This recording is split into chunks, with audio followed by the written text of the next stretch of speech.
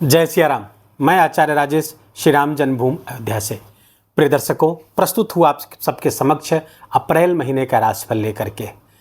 अप्रैल महीने में 5 ग्रहों का योग, पंचग्रही योग बन रहा है। एक ही राशि में 5 ग्रह, 2 ग्रह उच्च के, 2 ग्रह नीच के। क्या परिणाम प्राप्त होगा वृषभ राशि के जातकों को?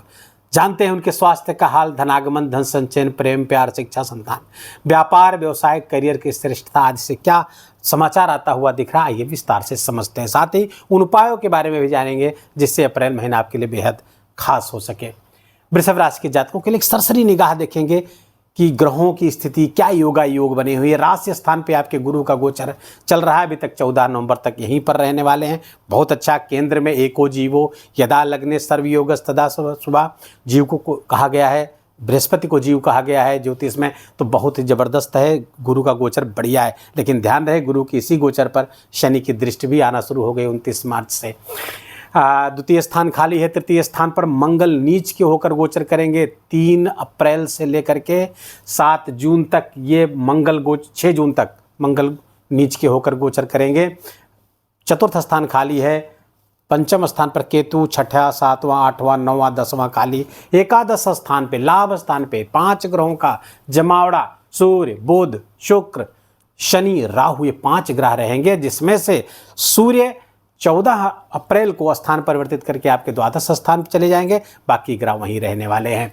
अब शुक्र और बुध अभी तक वक्री थे। दोनों इसी महीने अप्रैल माह के प्रथम सप्ताह में ही दोनों मार्गी हो जा रहे हैं। अब बुध आपके 7 अप्रैल को मार्गी हुए, शुक्र 13 अप्रैल को मार्गी हो जाएंगे और फलतः अच्छे परिणाम देने के लिए दोनों प्रतिबद्ध हो जाएंगे। शनि पहुंच चुके हैं 29 मार्च को ही। आप जानते हैं कि वो मीन राशि पे चले गए हैं और ये राहु अभी वहीं पे विराजमान है। शनि और राहु का यहाँ पर एक पिशाच योग बना हुआ है, श्रापित योग बना हुआ है, उसका भी परिणाम है। तो पंचग्रही योग, पिशाच योग, इन सब का क्या परिणाम मिलेगा, आइए जानते हैं और समझते हैं। पहले जानते हैं स्वास्थ्य का हाल वृषभ राशि के जातकों के लिए। स्वास्थ्य के स्वामी, आपके राशि के स्वामी शुक्र उच्च के होकर गोचर कर रहे हैं। फलतः स्वास्थ्य में समस्या नहीं होगी, लेकिन वहाँ पे चूंकि राहु और शनि की भी युति रहेगी और शुक्र शनि और राहु के साथ इस स्थान को साझा करेंगे, तो फलतः कुछ ध्यान रखने की आवश्यकता रहेगी। हालांकि वहाँ पर सब लाभ की स्थिति में ही रहेंगे, तो चिंता करने की जरूरत नहीं है, लेकिन अलर्ट रहने की आवश्यकता है। कारण अलर्ट क्यों रहना है? क्योंकि मंगल नीच के होंगे। मंगल की चौथी दृष्टि आपके 6ठे स्थान रोग ऋण सत्र पर पड़ रही है। यहाँ पे लड़ाई झगड़ा, वाद विवाद, कोर्ट कचहरी का मुकदमा, रोग ऋण और सत्र सबको यहाँ पर उबाल आएगा। यहाँ पर चीज़ें अचानक से पनपेंगी। लड़ाई झगड़ा भी हो सकता है, चोट चपेट का भी भय बना रहे हैं, एक्सीडेंट का भी भय बना रहे हैं। मंगल की चौथी दृष्टि थोड़ी सी परेशानी पैदा करने वाली होगी और नीच के मंगल की दृष्टि तो और भी। तो यहाँ पर इस दृष्टि से मैं कह रहा हूँ सावधानी आपको बरतनी होगी। अब आते हैं धनागमन। धनागमन अर्थात लाभ स्थान पर 5 ग्रहों का योग, ये बहुत ही अच्छा होगा वृषभ राशि के जातकों के लिए। यहाँ पर शनि और राहु 2 पापक ग्रह ऐसे बैठे हुए हैं। सूर्य भी जो उपचय स्थान में है, उपचय स्थान पे पापक ग्रह बहुत अच्छे परिणाम देते हैं। शनि राहु के जबरदस्त योग यहाँ पर आपको प्राप्त होगा। भले पिशाच योग बना हुआ है, उसका कोई दुष्परिणाम आपको प्राप्त होता हुआ नहीं दिखेगा। हाँ, जो हमारी माताएं बहनें गर्भिणी है उनके लिए प्रॉब्लम हो सकती है और उसके लिए 18 मई तक आपको सावधान रहना होगा। 29 मार्च से 18 मई तक। पुराना वीडियो हमारा जो श्रापित योग है उसको देख लीजिए, उसमें जो उपाय बताएंगे उसको आप करिएगा। लाभ की स्थिति निरंतर बनी रहेगी। लाभ का मार्ग प्रशस्त होता हुआ दिख रहा है वृषभ राशि के जातकों के लिए। लाभ अधिक मात्रा में, कोई बड़ी इच्छा पूरी होती हुई दिख रही है वृषभ राशि के जातकों की। बड़ी इच्छाएं इस अप्रैल माह में पूरी होती हुई स्पष्ट रूप से दिख रही हैं।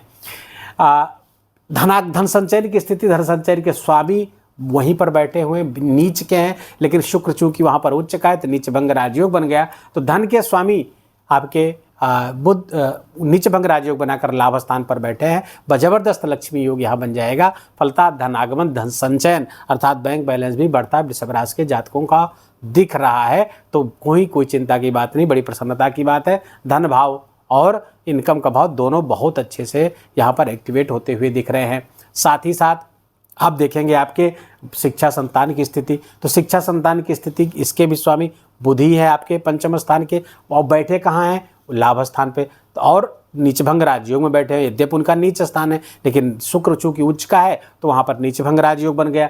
तो फलतः संतान भी लाभकारी स्थिति में रहेगी। अगर वो जॉब वगैरह के तलाश में थी, इनकम अर्निंग की तलाश में थी, तो आपके संतान की इच्छा पूरी होगी, वो घर का अर्निंग मेंबर बन जाएगा, अर्थात नौकरी आदि व्यापार बिजनेस जो भी करना चाहते हैं वो करने की स्थितियां यहाँ बनती हुई दिख रही हैं।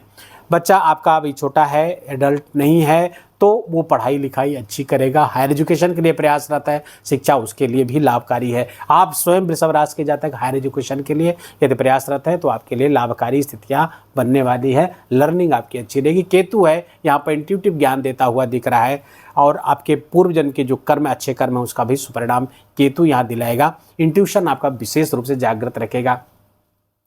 अब आते हैं आपके व्यापार व्यवसाय और गृहस्थ जीवन। यहाँ के स्वामी मंगल हुए सप्तम स्थान के, नीच के होकर के पराक्रम स्थान पर गोचर करेंगे। इनिशिएटिव्स तो लेंगे, साहस और पराक्रम तो बढ़ाएंगे, लेकिन गलत दिशा में जा सकता है, सावधान रहे। और सप्तम से संबंधित है, अर्थात जीवन साथी के साथ भी यहाँ पर तू में नोक झोंक बनी रह सकती है। अनावश्यक वाद विवाद जिसकी ज़रूरत नहीं है वो वाद विवाद आपके कारण हो सकता है। और साथ ही साथ पार्टनर से, बिजनेस पार्टनर से भी समस्या हो सकती है। उसका कारण केवल आपका स्वयं का पेश, स्वयं का आपका इनिशिएटिव, स्वयं आपकी वाणी, स्वयं आपका पराक्रम, वही यहाँ पर समस्या कारक बन रहा है, क्योंकि वो निगेटिवली इफेक्टेड होता हुआ दिख रहा है नीच के मंगल के कारण। इसलिए सावधान रहे, नकारात्मकता से बिल्कुल बचे रहें, एकदम पॉजिटिव बने रहें, सही दिशा में कदम बढ़ाएं। गुरु आपकी इसमें मदद करेंगे, लेकिन गुरु की भी सीमा है यहाँ पर, क्योंकि अब डिग्री उनकी बहुत ज़्यादा हो गई है, उतनी ज़्यादा प्रभावशाली नहीं है। इसलिए स्वयं से आपको अपने आप को अच्छा बनाए रखने की ज़रूरत है। गृहस्थ जीवन में कोई कलह ना हो, बिजनेस पार्टनर से बनी रहे, इसका प्रयास करना होगा। करियर की स्थिति बहुत अच्छी दिख रही है। करियर के स्वामी शनि चले गए लाभ स्थान पे। पिछले दिनों के आपके कर्म, पिछले दिनों जो आपने मेहनत की है, अब उसका सबका परिणाम मिलेगा, प्रमोशन अब प्राप्त होगा, और आपके लिए विशेष लाभ की स्थिति, बड़ी कामनाएं आपकी पूरी होती हुई वृषभ राशि के जातकों को बिल्कुल दिख रही हैं। अब भाग्य की स्थिति देखें तो भाग्य धर्म कर्माधिपति शनि है, वो लाभ स्थान, भाग्य भी लाभ की स्थिति में, धर्म से लाभ, पिता से लाभ आदि लगातार स्थितियां बहुत अच्छी करते हुए दिख रहे हैं। लेकिन ध्यान रहे, पिता के स्वास्थ्य का ध्यान रखना होगा। नीच के मंगल की दृष्टि पिता के स्थान पर पड़ेगी, 7वीं दृष्टि उच्च की दृष्टि होगी, अच्छी होगी। लाभ आपको लंग दूरी और लंबी दूरी और छोटी दूरी की यात्राएं जरूर कराएंगे, तीर्थ यात्राएं कराएंगे, लेकिन पिता के स्वास्थ्य में समस्या कर देंगे। खासकर यदि रक्त संबंधी किसी भी विकार से, ब्लड प्रेशर आदि से जूझते हैं तो वहाँ समस्या हो सकती है। 8वीं दृष्टि से मंगल आपके कर्म स्थान को देखेंगे तो कर्म में थोड़ी सी नकारात्मकता आ सकती है, निगेटिव चीज़ें आप करने के लिए उद्धत हो सकते हैं, जिसके कारण से समस्या पैदा होगी। और ध्यान रहे, सूर्य आपका द्वादश स्थान पे 14 अप्रैल से जाएंगे, उच्च के होकर रहेंगे, दंडित कर सकते हैं। राजा उच्च के होंगे, द्वादश स्थान में हानि के स्थान पर रहेंगे, खर्चे बढ़ा देंगे, हानि करे। अगर कुछ इलीगल एक्टिविटी में इन्वॉल्व होंगे तो वहाँ पर आपको थोड़ा सा फाइन, जुर्माना, इस तरह की चीज़ें आपको भोगनी पड़ सकती हैं, आपको भरनी पड़ सकती है। उच्च के सूर्य की दृष्टि आपके 6ठे स्थान पर पड़ेगी, मंगल की भी दृष्टि आ रही है, दुर्घटनाएं हो सकती हैं, सावधान रहे। गाड़ी वगैरह बहुत सावधान होकर के चलेगा। उपाय क्या करना चाहिए? उपाय करना चाहिए, वृषभ राशि के जातकों को हनुमान जी की खूब आराधना करिए। हनुमान जी की आराधना, क्योंकि मंगल नीच के हो गए हैं, तो हनुमान जी की आराधना आपके लिए फायदेमंद है। सूर्य आपके उच्च के हैं लेकिन द्वादश स्थान पे गोचर कर रहे हैं, इसलिए आपको सूर्य भगवान की भी आराधना करनी चाहिए। ओम घड़ी सूर्याय नमः का जप करें, हनुमान चालीसा का खूब पाठ करें, हनुमान मंदिर जाएं, ये आप करते रहेंगे। और साथ ही साथ शनि देव की उपासना, शनिदेव की उपासना में क्या करना है, केवल और केवल गरीब दुखिया इनकी मदद करते रहेंगे। शनिदेव की उपासना स्वयं होती रहेगी। वीडियो को यहीं विराम देंगे। वीडियो अच्छा लगा हो, आपके काम का लगा हो, अब मेरा बोलना आपका सुनना दोनों सार्थक हुआ हो तो कृपा करके वीडियो को लाइक करिएगा, अपनों के साथ इसको शेयर करके उनको भी इसका पुण्य लाभ दीजिए। कमेंट में जाकर के जय सिया राम लिखना बिल्कुल भी मत भूलिएगा, मेरा विशेष निवेदन, विशेष आग्रह। चैनल पर नए तो इसको सब्सक्राइब कर लीजिए, बेल आइकन की घंटी दबा लीजिए, और प्लीज़ अपना बहुत बहुत ख्याल रखिए। जय जय सिया राम।